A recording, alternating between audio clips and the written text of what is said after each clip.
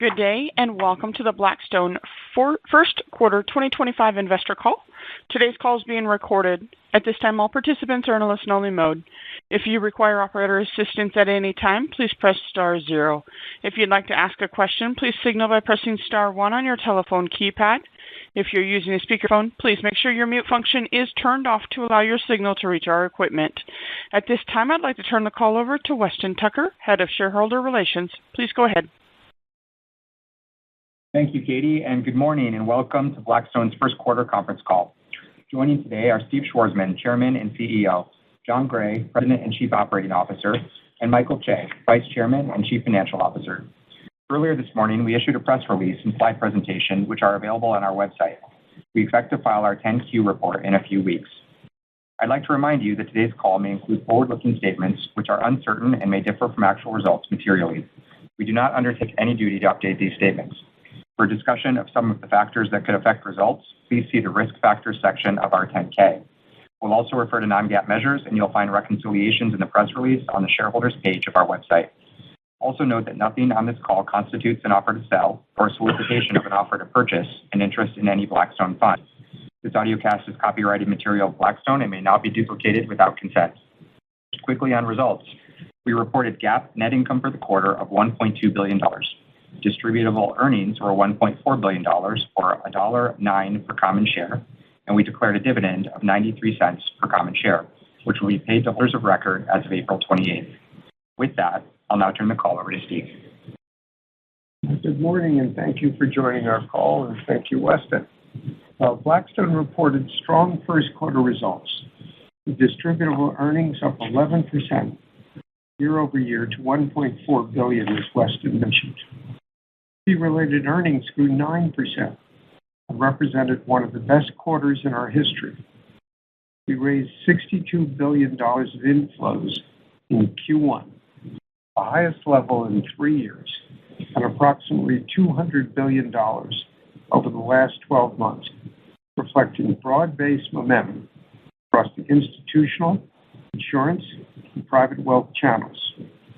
This fundraising success lifted assets under management 10% year over year to a new record of nearly $1.2 trillion. I'd say that $62 billion in a quarter is worth noting. The firm delivered these results against a turbulent market backdrop, which of course has further intensified since quarter end. Uncertainty around tariffs and their potential impact on economic growth and inflation has dramatically impacted investor sentiment. It's too early to assess the full implications of tariffs, which depend on the outcome of unprecedented multilateral negotiations with perhaps over 100 countries around the world. The complexity of the situation means that patience and staying power are key. Importantly, the economy entered this period in a fundamentally strong position. Productivity has increased significantly over the past several years, and technological innovation is accelerating, which are powerful tailwinds. The most important questions are: how sustained will this period of uncertainty be? And what are the second-order consequences, both domestically and for foreign countries? We believe a fast resolution is critical to mitigate risks and keep the economy on a growth path. For Blackstone, it is the challenging environments that best showcase the strength and stability of our firm. We built our business to navigate periods of uncertainty and dislocation, with the vast majority of our assets under management committed under long-term contracts or in perpetual strategies. These structures afford us the flexibility to invest and patience to sell when the time is right. Our LPs have come to view us as an essential partner, and they've entrusted us with $177 billion of dry powder, positioning us exceptionally well to take advantage of the opportunities that arise. Our experience through many economic and market downturns has taught us some of the best times to deploy capital are in a risk-off world when sentiment is most negative. And for our shareholders, Blackstone is an asset-light manager of third-party capital with minimal net debt and no insurance liabilities. We therefore operate with a different risk profile than most other financial firms, giving us enormous flexibility to respond to changing conditions. In terms of announced tariffs, we believe that the direct first-order exposure across our portfolio is limited, although there is potentially material impact to a relatively small group of our companies. In real estate specifically, tariff effects are likely to drive up construction costs and further reduce new supply, which is supportive for real estate values absent recessionary conditions. Construction starts in our two largest sectors in real estate, U.S. logistics and apartments, have already fallen to their lowest levels in more than a decade. We also benefit as a firm, many of our funds, from a strengthening of foreign currencies relative to the U.S. dollar.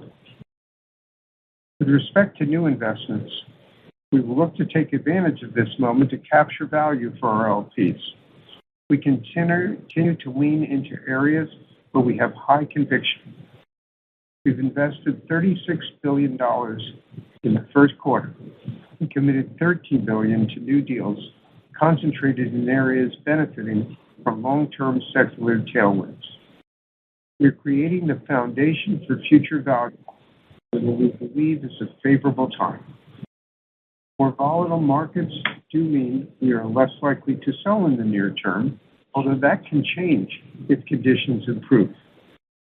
We remain focused on building the long-term value of our holdings. Meanwhile, the Blackstone innovation engine continues to power our growth. The firm's unique diversity and breadth, with over 80 distinct investment strategies, positions us well to navigate any environment. We're always working to identify the next paradigm shift in the market and investing in our future growth. We continue to see the substantial benefits of the decisions we've made in the past, including establishing a dedicated wealth business to serve individual investors nearly 15 years ago, when nobody in the alternative business was even thinking about that idea.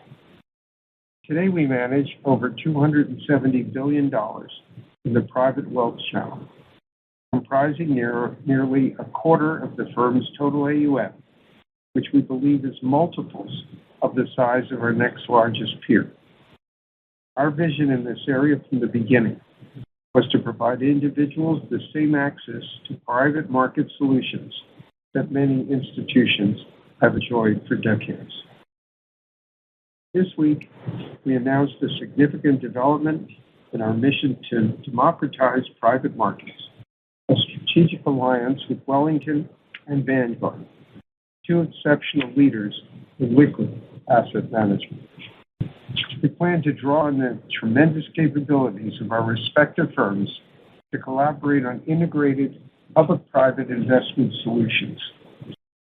Blackstone is ideally positioned for this initiative, given our leadership in private markets and our expansive product lineup, including large-scale perpetual strategies in private equity, private credit, real estate, and infrastructure. I'm very excited for this next frontier for our private wealth business. This alliance is yet another example of how Blackstone has been a pioneer in expanding the horizon of private markets across strategies, geographies, and new customer channels. We remain as innovative today as any point in our history. In closing, although the path ahead is now more uncertain, I am highly confident in our firm, our people, to navigate it on behalf of our investors. Importantly, we have the significant advantages of long-term committed capital Our unique brand and incredible talent with an unmatched will to win. We do some of our best works in times of volatility, and I have no doubt that will happen once again. With that, I'll turn it over to our television star. Thank you, Steve. Good morning, everyone. Despite the challenges of the current environment, Blackstone has multiple powerful engines that continue to drive us forward. I will highlight three of these areas this morning. One, our continued growth in private credit. Two, our accelerating innovation in private wealth. And three, our strength in the institutional channel across key open-ended and drawdown strategies. Starting with our growth in private credit. There is a profound expansion underway in the traditional model of providing credit to borrowers, which is creating tremendous structural tailwinds for Blackstone. We've established the world's largest third-party focused credit business with $465 billion across corporate and real estate credit, up more than 2.5-fold in the past 4 years. Inflows for the combined credit platform were $113 billion over the last 12 months, comprising nearly 60% of the firm's total. Driving these inflows, as always, is performance. We continue to see outstanding results across both our investment grade and non-investment grade strategies, including direct lending, asset-based finance, leveraged loans, and real estate high-yield lending. One of the most exciting opportunities before us today is in investment-grade private credit, where our business grew 35% year over year to $107 billion. Here we're focused on financing the real economy, including energy and digital infrastructure, real estate, commercial and consumer finance, fund finance, and other types of asset-based credit.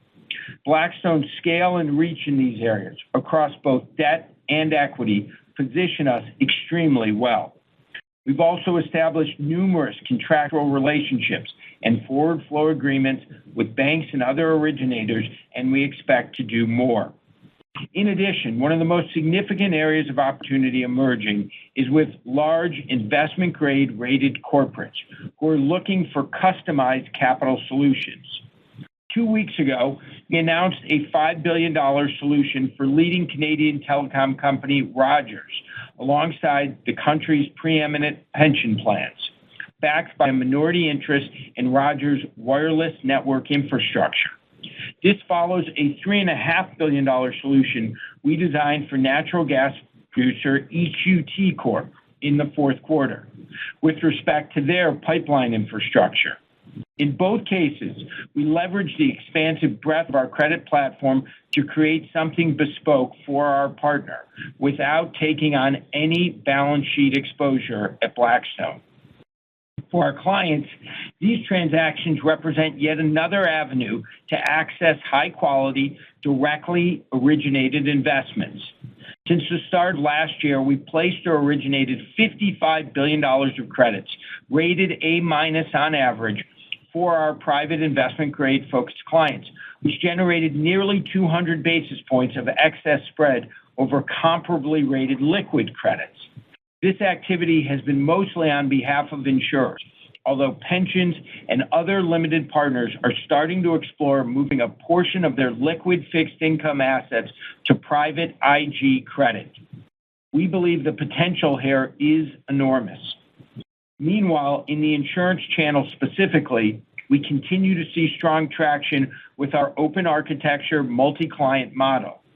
Our insurance AUM grew 18% year over year to $237 billion across IG private credit, liquid credit, and other strategies. We have 4 large strategic relationships today, along with 24 separately managed accounts, and expect this number will continue to grow. Last month, one of our 4 strategic partners, Resolution Life, announced the acquisition of a nearly $10 billion block of life insurance and annuities from Protective Life. We expect to manage nearly half of these assets over time on Resolution's behalf. This transaction is another illustration of Blackstone's ability to scale our insurance platform with key partners on a capital-light basis. And for Resolution, it further affirms their strong competitive position in the closed block acquisition market, a position we expect will be meaningfully enhanced under their new parent, Nippon Life, one of the world's leading insurers. Turning to private wealth, our innovation is accelerating.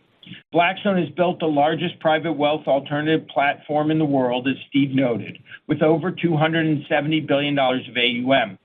We've continued to expand our product lineup, which now includes 4 large-scale perpetual vehicles in the U.S., providing individual investors deep access to the scale and breadth of the firm. Following a very strong 2024, our fundraising in private wealth grew significantly in the first quarter of 2025. And while it's still early in the second quarter, overall across private wealth, we have not seen a pullback in sales.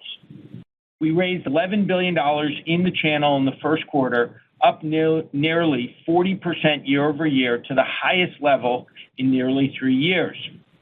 BCRED again led the way with almost $4 billion raised on the back of outstanding performance, achieving 10% net returns annually for its largest share class since inception over 4 years ago. BXPE raised $2.5 billion in the first quarter and has grown to over $10 billion in only 5 quarters, delivering an annualized platform net return of 15% through February for its largest share class. BX Infra received strong investor reception in its debut quarter with $1.6 billion, despite only being on a small number of distributors to date. And BREIT has continued to perform remarkably well through volatile markets, with its best quarter of returns in 18 months in Q1. BREIT has generated a 9.4% annualized net return for its largest share class since inception over 8 years ago, equating to almost double the return of the public REIT index on a cumulative basis. It's hard to overstate how valuable the Blackstone brand is in this channel, built on our differentiated performance and extensive network of relationships. Our brand positions us extremely well to bring new products to market. We plan to launch our 5th perpetual flagship, BMAX, in the RIA channel on May 1st. This diversified strategy reflects the evolution of private lending into many different areas beyond non-investment grade corporate loans and will invest across our credit platform. BMAX will also have a ticker execution and daily subscriptions as compared to monthly sales and subscription documents for our existing perpetuals. We look forward to adding this new vertical to our product suite. Finally, we are particularly excited to collaborate with industry leaders Wellington and Vanguard on developing simplified access to public-private solutions. Overall, we see a huge opportunity ahead for us in the wealth market. In addition to our private wealth and credit businesses, multiple other areas of the firm are showing strong results. Our dedicated infrastructure platform continues on its powerful growth trajectory, with AUM up 36% year over year to $60 billion. Performance has been outstanding, with the commingled BIP strategy achieving 17% net returns annually since inception. Our multi-asset investing business, BXMA, generated the 20th straight quarter of positive composite performance in its largest strategy.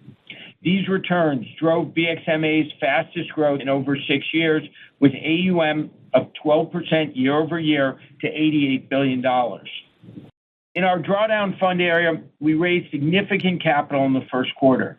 We expect that the market volatility and geopolitical concerns will have some effect, but we enter this period with a lot of momentum. In Q1, we held the final closings for both our European real estate fund, the largest of its kind ever raised based on third-party commitments, at approximately 10 billion euros overall, and our nearly $8 billion real estate credit fund. These are particularly remarkable achievements in the challenging environment for real estate, which speaks to the strength of our franchise in this area. We also held final closings for our $21 billion global private equity fund, along with our private equity energy transition fund, which reached more than $5.5 billion.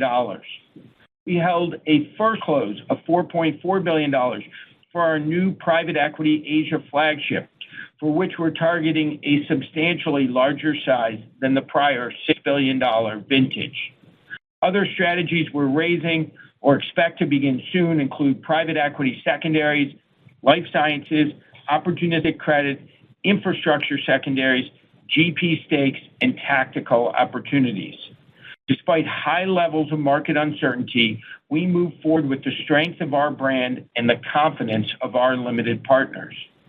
In closing, we continue to lean in. We believe our brand-heavy, capital-light, open architecture model is the best way to serve both our clients and our shareholders. And with that, I will turn things over to the capable Michael Chae. Thanks, John, and good morning, everyone. In the first quarter, the firm delivered strong financial results and resilient fund performance despite volatile markets. Starting with results, the expansive breadth of our platform and the power of our brand drove excellent performance across inflows, AUM, and management fees. Total AUM rose 10% year over year to nearly $1.2 trillion, as Steve noted, with $199 billion of inflows in the last 12 months. Fee-earning AUM also increased 10% year over year, lifting management fees 11% to a record $1.9 billion in Q1. Fee-related earnings rose 9% year over year to $1.3 billion, or $1.03 per share, one of the three best quarters in our history. Distributable earnings increased 11% year over year to $1.4 billion in the first quarter, or $1.09 per share, driven by the favorable growth in FRE, along with a 22% increase in net realizations. While overall sales activity remained muted, as expected, principal investment income increased significantly due to the sale of Bistro, a portfolio visualization software platform developed in-house at Blackstone to Clearwater Analytics. We originally created Bistro as a portfolio management tool to provide our insurance clients with a comprehensive view of their private credit holdings. It will now be integrated into Clearwater's world-class technology offerings with continued access for our clients. While Blackstone's culture of innovation is usually associated with new investment strategies, the monetization of Bistro reflects how that culture of innovation pervades the firm, including with respect to our internal technology capabilities. Looking forward, as Steve noted, we expect realization activity in the near term to be affected by policy-driven uncertainty and market volatility. Ultimately, we believe the firm's ability to deliver significant realizations in more constructive markets is considerable. Net accrued performance revenue on the balance sheet, our store of value, stood at $6.4 billion at quarter end, or $5.24 per share, while performance revenue eligible AUM in the ground reached a record $583 billion, up 13% year over year. Meanwhile, fee-related earnings remain a powerful ballast to earnings and dividends for shareholders. FRE for the last 12 months reached a record $5.4 billion, up 20% from the prior year comparable period, and has doubled in the past 4 years. We expect management fees to continue on a strong positive trajectory. Our platform of perpetual strategies continues to expand substantially, widening the aperture for generating high-quality fee-related performance revenues, and our underlying margin position is strong. The firm's significant embedded earnings power continues to build. Turning to investment performance. We enter the period of external uncertainty with a portfolio that we believe is fundamentally well-positioned. With respect to the first quarter, the firm reported positive returns across all of our major strategies. Infrastructure led with 7.5% appreciation in the quarter and 24% for the last 12 months, including continued significant momentum in our data center portfolio, which benefited real estate and other areas of the firm as well. The corporate private equity funds appreciated 1.1% in the quarter and 14% for the LTM period. Our operating companies reported mid-single-digit revenue growth and resilient margins in Q1, underpinning appreciation that was partly offset by declines in certain public holdings amid the market turbulence. In credit, our non-investment grade private credit strategies delivered a gross return of 2.7% in the quarter and 15% for the LTM period. BXMA reported a 2.6% gross return for the absolute return composite in Q1, including positive performance in every month of a volatile first quarter. For the last 12 months, the composite return was 11%, and notably, in each of the last 24 months, we generated positive returns. Finally, in real estate, the Core Plus funds appreciated 1.2% in the first quarter, while the BREP opportunistic funds were up slightly, supported by positive cash flow growth across nearly every area of the portfolio. Overall, these returns reflect the resiliency and strength of the firm's portfolio positioning. With respect to the environment going forward, that positioning provides a strong foundation as we enter a complex backdrop that will continue to evolve. It will take time to see how tariff developments unfold, as Steve noted, and how they translate to the real economy and corporate earnings. As always, the breadth and diversity of our global portfolio is a source of strength. In closing, as with the many other challenging periods the firm has lived through in our 4-decade history, we are well prepared to navigate this one as well. Our long-term committed capital provides us the staying power to weather storms, and we have enormous investment firepower to take advantage of the opportunities that arise. With multiple engines of growth and the support of our investors, we are confident in the future. With that, we thank you for joining the call and would like to open it up now for questions. Thank you. As a reminder, please press star 1 to ask a question. We ask you limit yourself to one question to allow as many callers to join the queue as possible. Our first question comes from Michael Cyprys with Morgan Stanley. Great, thank you. Good morning. Maybe just a question on the deployment opportunity set here with nearly $180 billion of dry powder across the platform. You've mentioned that this could be an attractive deployment opportunity and environment for Blackstone, but given that it is highly uncertain and volatile, can you talk about how you find the confidence to put capital to work here and how you see the cadence and type of deployment playing out near term versus medium term, and also curious around any sort of leading indicators that would give you confidence that this is coming. Thank you. So, Mike, I guess I'd say a couple things. What tends to happen in periods of dislocation is you see the reaction on the screen first, and we've certainly seen that the last couple of weeks. So, leverage loans, high yield bonds, public equities, those have moved. And in our areas where we have appropriate capital for that, we have accelerated deployment because in some cases there are opportunities where we think the value of the security has maybe decoupled on the screen just given the technicals. So that's the first area. I'd say the next area is looking at public companies. And as you can imagine, we're across our different platforms often having discussions with public companies. And when stock prices trade off, the receptivity from boards to our prices may be better. And so you're looking for those things. And then over time, there may be people who want to sell assets.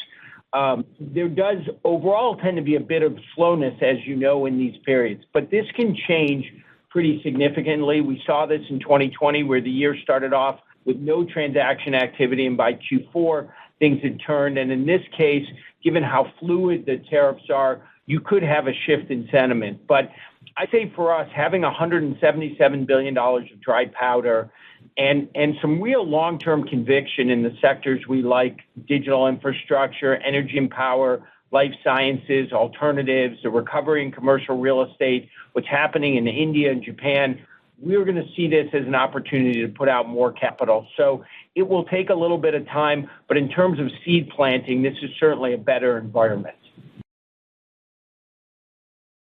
Great, thank you. We'll take our next question from Brian McKenna with Citizens. Thanks. Good morning, everyone. So there's clearly been a lot of focus on the private markets over the past several weeks.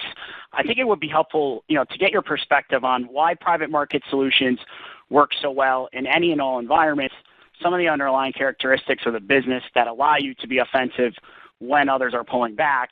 And then if you looked at, past cycles or periods of volatility, the largest alternative asset managers, including Blackstone, have always emerged from these periods in an even stronger position with greater levels of market share. So why is that? And then is there any reason to believe this time around will be any different?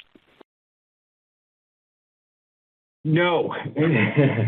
in short, look, I think the model is very well designed for periods of stress.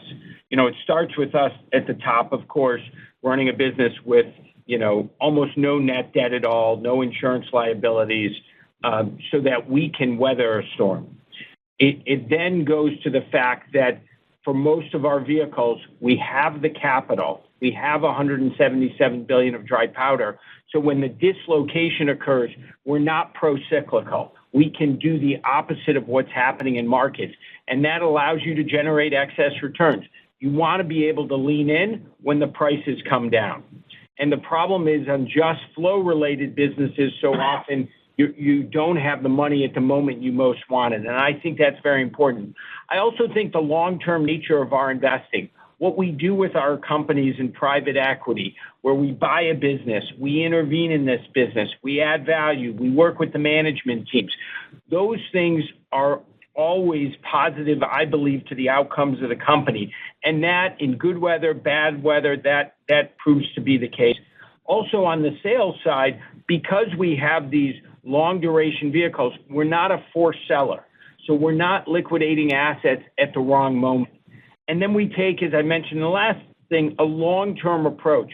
Where do we see the global economy going? Where do we see the big opportunities? How do we take advantage of it? And I do think it's this lens that is longer, and the staying power we have, the patience, that really works. We have the firepower to move quickly in dislocation, but the staying power with our structures to hold. And that's one of the reasons why, again and again, investors have seen the power of private assets. It's why you've seen this growth in the institutional business now over almost 4 decades, and why we have so much confidence individual investors will also be attracted to this. So the strength of the model, there are always questions. These stocks always trade down. And yet when we reemerge, because of the ultimate returns we produce for the customers, we get even more strength. And so the short answer to your question is we absolutely believe the same thing will happen here again. Very helpful. Thanks, John. Thank you. We'll take our next question from Craig Siegenthaler with Bank of America. Good morning, Steve, John. Hope everyone's doing well. We wanted to get your perspective on the North American institutional channel. It's the most mature market for privates globally. They've been facing DPI headwinds for 3 years, and it's likely now that 2025 will be the 4th. So what is your outlook for fundraising this channel, just given continued realization headwinds? And if you can differentiate between private equity and then other segments like infra and private credit where allocations are low, that would be helpful. Thank you, guys. Good question, Craig. The North American channel is the most mature. I would also say that it has the most perspective, having been through these cycles before. And, versus 20 years ago, there's a strong sense when we're with our big clients in North America that they're staying with privates, that this asset class has delivered for them.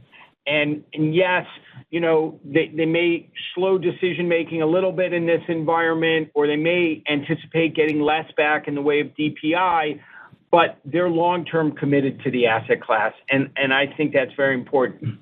Within the various alternative areas, there are definitely certain segments in more favor today. I think secondaries will be seen as attractive given the liquidity providing if it's difficult to exit through an IPO and M&A market. I think infrastructure, where they're generally well below their new targets, I think there's an opportunity, and given the success we have in that area, that I think bodes quite well for us. And then obviously in credit, first in non-investment grade, but I think over time in investment grade, we've been having a lot of interesting discussions with some of our pension fund clients in North America about getting exposure. So I would say near term for the North America clients, yeah, you may see a little bit of a slowdown in decision making. There may be a little bit of a denominator effect, but the overall bias is towards more alternatives. Certain areas will be stronger. And I just feel like we'll continue this migration with them because of performance. And that is the underlying thing for everything. If you deliver strong returns, you attract more assets, and it's certainly been the case for North American funds. Thank you. We'll go next to Bill Katz with TD Cowen. Okay, thank you very much. And I did join the call a little late, so I apologize if you may have covered this in your prepared commentary. I was wondering if you could comment a little bit on just the opportunity to continue to expand the global wealth management business, and in particular, I think there was an announcement just a couple of days ago working with Wellington and Vanguard. I was wondering if you could maybe flesh out how that may come together in terms of products or opportunities. And then some of the larger distributors, including Schwab, have continued to expand their selling arrangements. I was wondering if you were part of their initial foray into the high net worth segment. Thank you. So, Bill, I think the wealth area is a very, very large potential growth opportunity for this firm. Steve did a good job laying out our history of going at this much earlier than others. The fact that, we have a 300-plus person global team focused on the distribution, the fact that we started long ago doing our drawdown funds in the private wealth channel. Then we created really this semi-liquid perpetual model that has grown obviously quite a bit. We did that 8+ years ago. And then I'll talk about what I think is the next evolution here with Wellington and Vanguard and where this can go. But we've positioned ourselves, I think, really well with both financial advisors and their underlying customers, given the strength of our brand and what we've delivered over time. What I think underpins all this is that individual investors want the same experience as pension funds get, or those who are in defined benefit plans. They want to have the diversification. They want to have the higher returns. And I think the last 3 months have been a good example. The U.S. stock market, the S&P 500, which contains amazing companies, but if you looked at it, at the peak, 35% of the value was with 7 great companies, but it was still pretty concentrated. And shouldn't individual investors have the benefit of private equity and infrastructure, private credit, real estate, adds ballast and diversification and strong returns? And the fact that we've delivered very strong net returns in our flagship products, I think, is so important. In terms of where this is going, we are continuing to try to enhance access to these products. I can't say a lot about specifically what we're going to do with Vanguard and Wellington, but the basic idea is to take 2 great world-class leaders in liquid assets, in both passive and active equities and fixed income, and put that together with what we do in private assets and try to create holistic solutions for individual investors and expand the market in the process. And I think the potential of this is quite significant, because if you can offer enhanced returns and enhanced diversification to individual investors in a more accessible way, a more simplified way, I think that is powerful. So we feel really good about the wealth market. And again, the strength of the brand, the Blackstone name, and what it enables us to do with various distributors and with financial advisors is really quite impressive. I don't think we're going to comment on any specific platforms we may or may not be on, but I would just say in general, we continue to push out our distribution globally.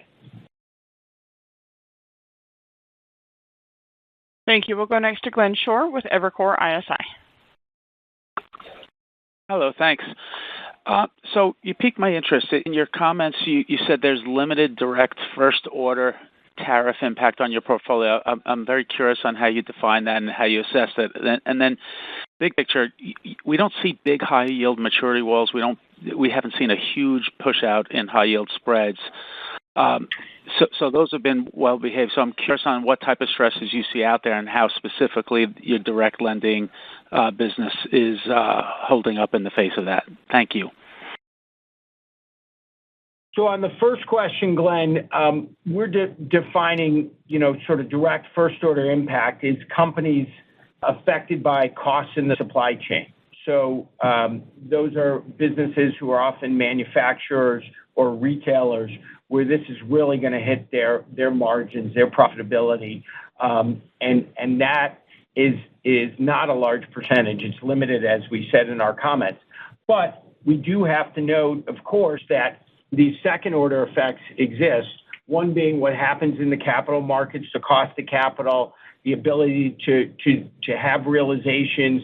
When you have a volatile market, that's certainly a knock-on effect. And then thirdly, just more broadly, what happens with the economy? Does this lead to a real economic slowdown? And if it does, that, of course, will impact many more businesses in our portfolio. I do believe the push by the administration, the comments by the Treasury Secretary this week, that they were hopeful to make some quick deals with some of our major trading partners, I think that will be very helpful, because I do think that the faster this tariff diplomacy can play out, the better it'll be for the economy and markets. But that's sort of the basis of how we see the exposure. On the credit side, the reason you're not seeing, I believe, credit stresses as you have in the past is because the overall system is much less leveraged. If you look at, the typical direct lending loan we've made in our BDCs, they've been in the low 40 to 45% range of LTV compared to going back 06, 07 when it was 70+%. So the overall amounts of leverage are much lower.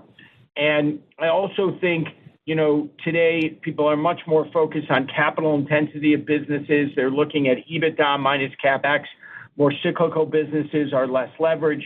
If you look in commercial real estate, again, even though we've been through a cycle, other than office buildings, there's been very little in the way of problems, again, because there wasn't a lot of leverage going in. So the lessons from the financial crisis have really carried over, and that's why even when we get a shock, there may be individual industries that are impacted, but you tend to have much less systemic risk. And I would not expect, based on looking at our portfolio, that you're going to see major issues just because, we're starting off a low base.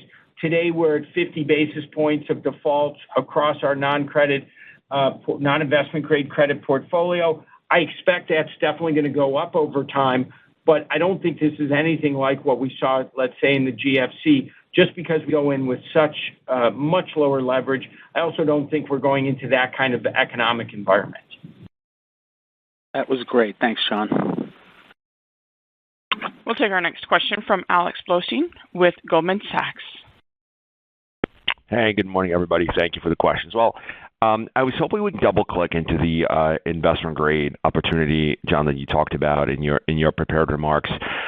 Treasury Secretary earlier last week, I think, talked about some pretty meaningful regulatory changes to bank capital requirements. And one of the things he mentioned, I think, specifically was something along the lines of leveling the playing field between banks and non-banks. Now, I think he was talking mostly around mortgages, but curious to kind of how you think about the origination opportunity for Blackstone in IG private credit in light of potentially looser lending requirements on the bank side. And I guess what's the high-level pitch to the investment-grade borrower with going with a Blackstone solution versus cap markets or a bank? Well, I think for the borrowers, I'll start there, that the pitches you described is really about the flexibility of the capital. So if you look at what we were able to do with EQT and Rogers, is we could come up with very bespoke solutions for them that I think are much harder to execute in the public markets. And that's, I think, very powerful. I also think we're able to deliver a level of certainty that these counterparties appreciate. So if you think about the Rogers transaction, we announced it after April 2nd in the midst of all this market dislocation. So the fact that we're showing up, we're placing this in long-term hands, primarily insurance companies, I think that's very helpful for the underlying borrowers. I also believe on the flip side, the question is, why does this work for investors? And the banks are going to continue, by the way, to have a very important role. And in many cases, the banks are helping us set up transactions. They can be origination partners. So this is an environment where the two sides can collaborate a lot. But what's really driving the investment-grade private credit, like everything in our business, is the returns. And the fact that we can bring up, let's say, a large group of insurance companies directly to borrowers and in that process, eliminate a lot of origination and securitization and distribution costs, and they end up with gross 200 basis points of a higher return for an A- rated credit. That is very compelling if you're an insurance company. And as I said, I think it'll expand to pension funds and sovereign wealth funds as well. So I think the banks will face a different regulatory environment, and in certain cases, they may be more competitive. But ultimately, what they're trying to do, I believe, is drive their ROEs higher. So in many cases, if we can be a partner to them, if they can do consumer finance or other types of finance, they can hold a portion of the loan, continue to get fees, but give the bulk of the loan, which is a low ROE business for them. That makes a lot of sense. So I just think this is a structural shift. It's moving towards a place that generally works for borrowers. It's working for investors, and that's why you see this very fast growth. The fact that investment-grade private credit grew 35% to over $100 billion, that is a powerful sign of what's happening. And again, we're doing this on a capital-light basis. For us, it's about the relative return we can deliver here. It's not about we've made promises in terms of borrowings or some other form of financing. We're trying to earn a spread. We're just trying to deliver for our underlying insurance clients. Great caller. Thanks for that. We'll take our next question from Brian Bedell with Deutsche Bank. Oh, great. Thanks. Good morning, folks. If you could comment a little bit more on the international backdrop, I guess both in the terms of, the corporate decision-making with the tariff negotiations, but more importantly on your view on your ability to deploy. Do you see any friction in the system as a result of some of the tariff back and forth? And maybe if you can comment on, that situation in both Europe and Asia. And if I can ask a second part to that, on the other side of retail demand, I know you've been trying to do more in Japan in terms of brokerage sales, and also considering the European capital markets, efforts internally in Europe to expand their capital markets. Does that expand your opportunity for retail sales there? Well, there definitely are questions from global investors, clients about what's happening here. I'd say there's just a handful of those who are have issues around the geopolitical client and geopolitical environment and what it means in terms of allocating capital. For most of our investors, it's just questions about where's the U.S. going, what's going to happen here. I think they have a lot of confidence in the U.S. given what returns have been over time, but this environment has created a bit of uncertainty again, which is why I think a resolution of the issues outstanding, the tariff diplomacy, would be very helpful. We have not really seen on a broad base, clients globally or private wealth, as you mentioned in Japan, seen sort of any material pullback as a result of some of these tensions. At this juncture, and our companies continue to operate on a global basis. Interestingly, we have benefited as a large foreign investor from, currency strengthening in places like UK, Europe, and yen. But right now, I would say there's mostly just questions about where this is heading, some with more heightened concerns, but mostly just questions. And our businesses continue to operate as usual. I will say also, we're seeing a little more interest in diversifying a bit. And so for some of our exits in Europe and Asia, it may end up facilitating some things as investors diversify. But I'd still say it's early days, and my hope would be some of this stuff settles and we can sort of get back to terra firma. Yep. Great. Thank you very much. We'll go next to Mike Brown with Wells Fargo Securities. Great. Thanks for taking my question. So, John, the wealth flows were tremendously strong in the first quarter. April sounds like it's off to a good start, but I believe the subscriptions would be April 1, so before Liberation Day, and we're in a fundamentally different world now. So how do you expect the wealth flows to hold up broadly, and which asset classes do you think could remain in favor here, just given the uncertainty? Thank you. Well, we're only 2 weeks into the quarter, basically, and what we've seen so far overall is we haven't seen a pullback in sales in the wealth channel. So that has been encouraging to us. It's hard to make a lot of predictions about the future given the volatility in markets, but I think it does say something about financial advisors and clients' growing affection for alternatives in their portfolios. In terms of specifics, I would expect there'll be, a move towards a little more caution. So you would expect credit at the margin does better, but that's just anticipating. I think the fact that private assets don't have the same volatility is something that I think individual investors and their advisors appreciate. It's certainly something we're going to have to watch. But again, I think the performance is really what matters, over time. I mean, the fact that Steve mentioned it, BREIT's delivered 9.4% over 8.25 years. That's nearly double cumulatively what you've seen in the public REIT market. Investors have seen this experience, and it makes a difference with them. So I think we're going to have to wait and watch, but at least for the first 2 weeks, it's been encouraging. We'll take our next question from Steven Chubak with Wolfe Research. Good morning. This is Brendan O'Brien filling in for Steven. I just wanted to drill in on the real estate fundraising backdrop. Fundraising for the broader industry seemed to turn a quarter in 1Q before the recent macro and market volatility. However, as Steve pointed out, tariffs could end up being a pretty significant tailwind for the business absent a recession, and you've highlighted a number of other reasons why real estate is poised for strong returns over the next couple of years. So I just want to get a sense as to how much this pitch is resonating with your LPs at the moment and maybe how appetite for real estate has evolved.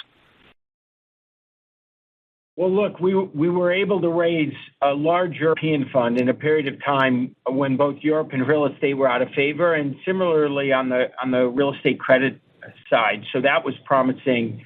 I would say the conversations with institutional LPs around real estate have really improved over the last 6 months. The tone now is much more open, but it's still a sector that has underperformed, and you tend to see less allocation to those sectors.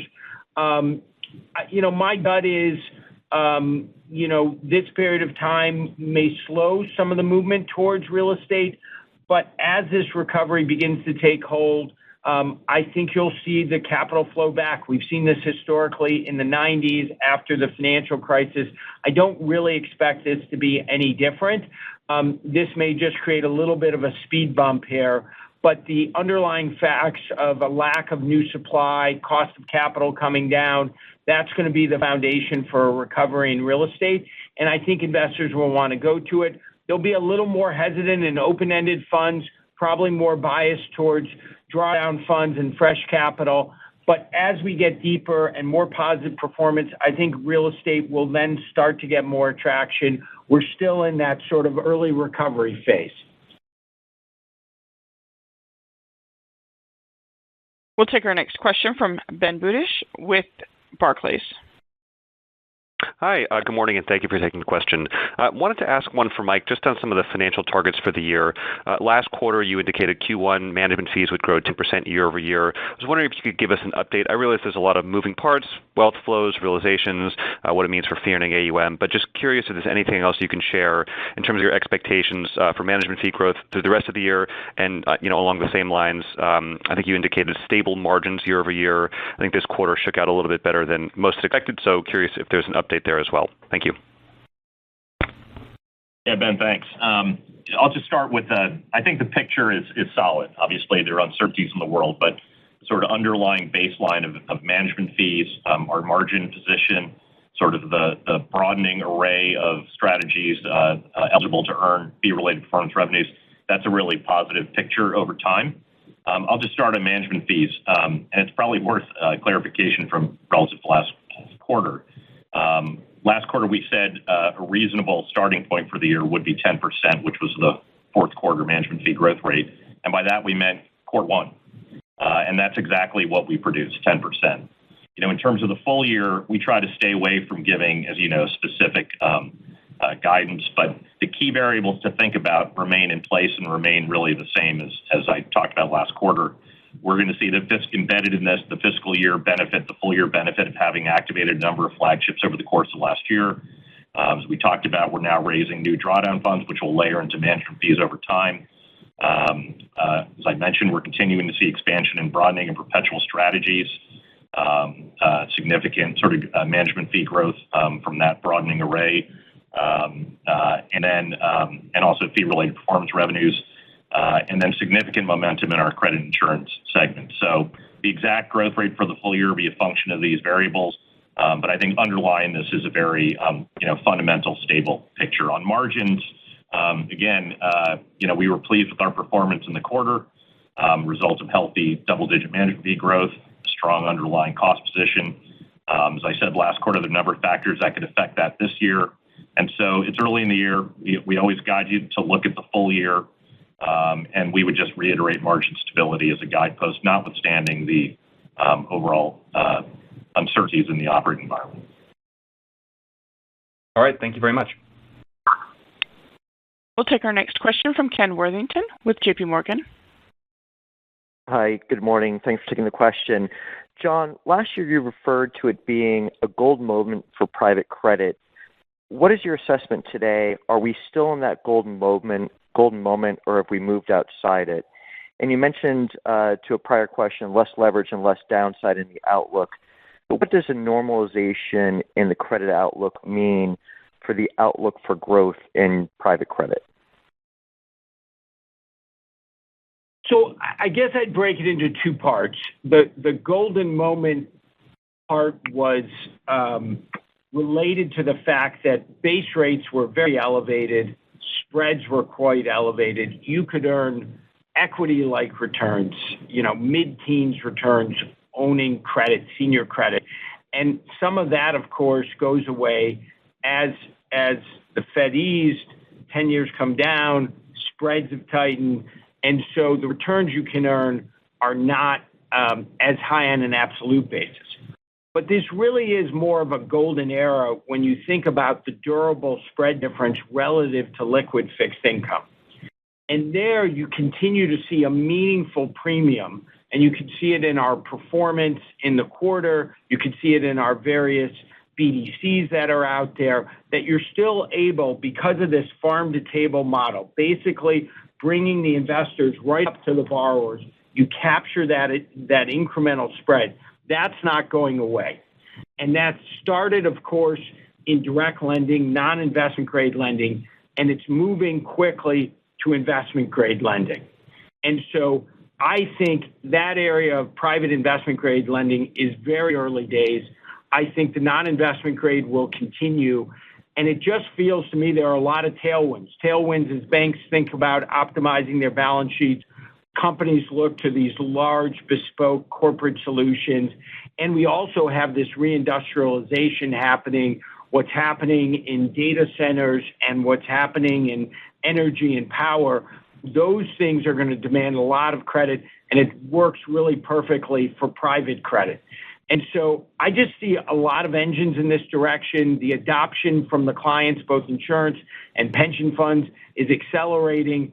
I still think we have a long way to go here. In terms of the credit cycle question, yes, there's lower leverage. Whenever you get an economic slowdown, a dislocation, in this case, if a certain portion of the economy, manufacturing, retailers face some headwinds, yes, you're likely to see some elevated defaults in that area. But I just don't see it on a really broad base unless the economy slows much more than we expect. There's just lower leverage. And by the way, we've seen this over the last 3 years. If we had said to people the Fed's going to take rates up 550 basis points, you would have expected to see a pretty meaningful default cycle across non-investment grade credits, and you haven't seen that. So I do think we'll see in the corporate area higher defaults. I do think we'll see, particularly if unemployment starts to move up in the consumer area on, lower FICO scores, higher defaults there. But overall, it does not feel nearly as problematic as maybe some have speculated. Great. Thank you for the color. We'll take our next question from Kyle Voigt with KBW. Hi, good morning. Maybe just a follow-up on the Vanguard-Wellington partnership.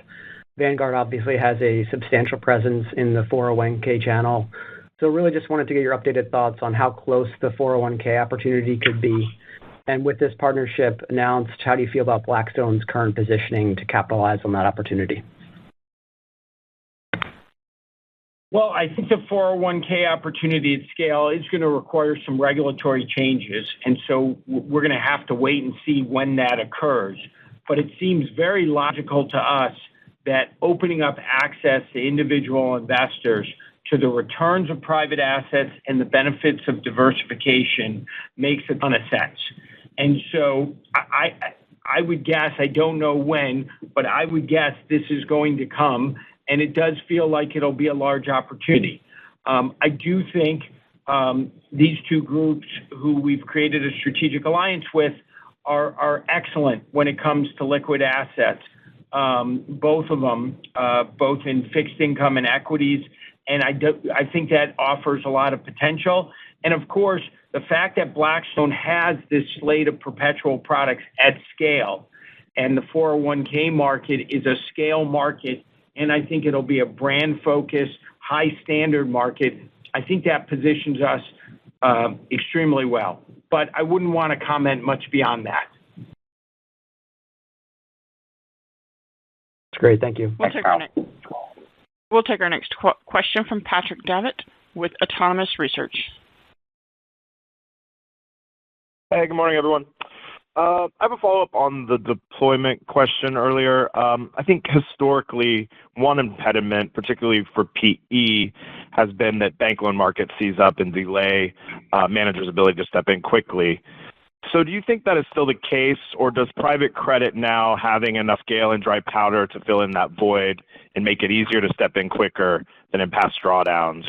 And in that vein, is your direct lending business willing to step in now to fund other sponsors' deal, or still more in wait-and-see mode? Thank you. That is a great last question, Patrick. It's absolutely. Oh, we got one more after this.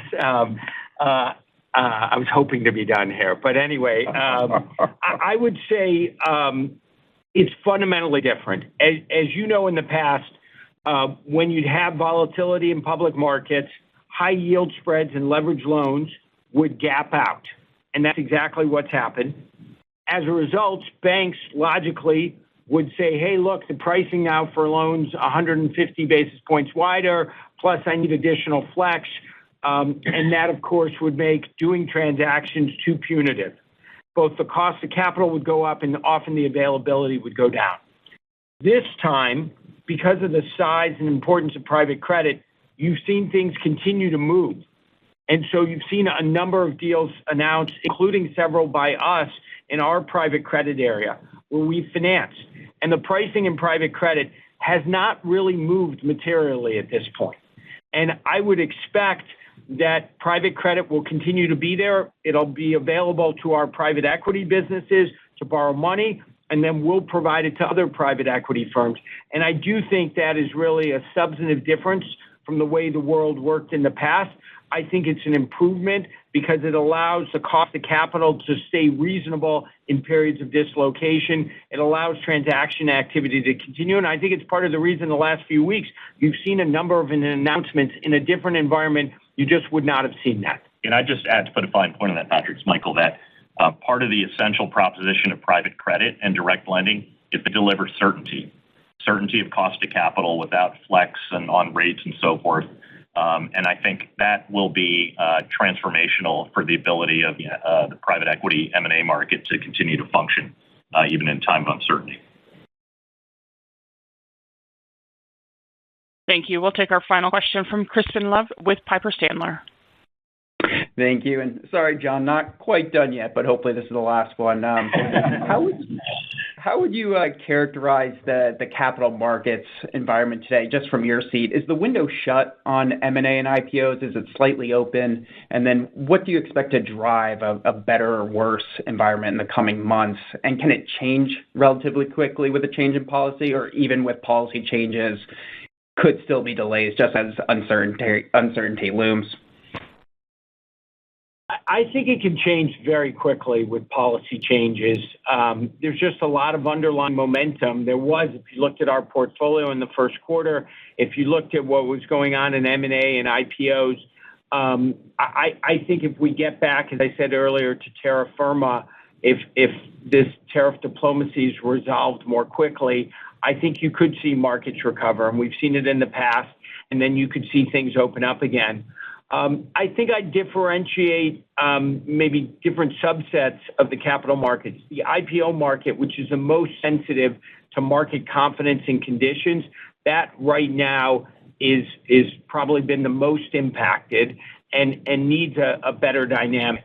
As it relates to M&A, I would bifurcate it. I would say strategics who may have been thinking of using their stocks are probably a little more cautious. Financial buyers with dedicated discretionary capital are still in the market, and to Patrick's earlier question, have access to direct lending. And so that area, we continue to see deals getting done. And so I think to me, the key is, do we get back to a place that's more stabilized, less volatile? People have clarity more about the capital markets. There's less risk about the economic outlook. And then I think you'll see people want to transact. We have been operating for the last 3 years well below historic levels in terms of M&A and IPOs. And I don't think that is the permanent state of affairs. I think when we get back to better conditions, those things will improve. And as to your question about the current conditions, I'd say they've slowed, but this is not completely shut. The IPO is the one area where the conditions are probably the toughest. Thank you, John. Appreciate it. That will conclude our question and answer session. At this time, I'd like to turn the call back over to Weston Tucker for any additional or closing remarks. Great. Thank you, everyone, for joining us today, and look forward to following up after the call.